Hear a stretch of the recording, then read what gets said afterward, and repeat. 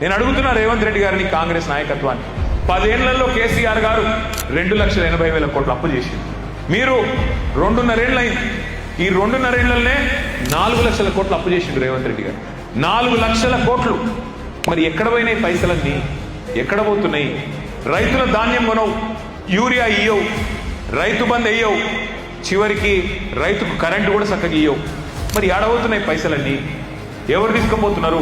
ఆఖరికి కొనుగోలు కేంద్రాలకు పోతే, ఐకేపీ సెంటర్లకు పోతే ధాన్యం సంచులు కూడా గవర్నమెంట్ ఇస్తలేదు. మరి ఏడవుతున్నాయని చెప్పి నేను కూడా తెలుసుకున్నా. సంచులన్నీ ఢిల్లీకి పోతున్నాయంట, మూటలు మూటలు కట్టుకొని. ముఖ్యమంత్రి, ఉప ముఖ్యమంత్రి, మంత్రులు, వాళ్ళెంబడ వీళ్ళు సామంతులు. ఎందుకయ్యా అంటే ఆయన రెగ్యులర్ సీఎం కాదు రేవంత్ రెడ్డి గారు, రెన్యువల్ సీఎం. అది రెన్యువల్ కావాలంటే టప్పా పడాలి, ఆడ పైసలు కట్టాలి, పైన కప్పం కట్టాలి, ఫీజు కట్టాలి, లేకపోతే నడవదు.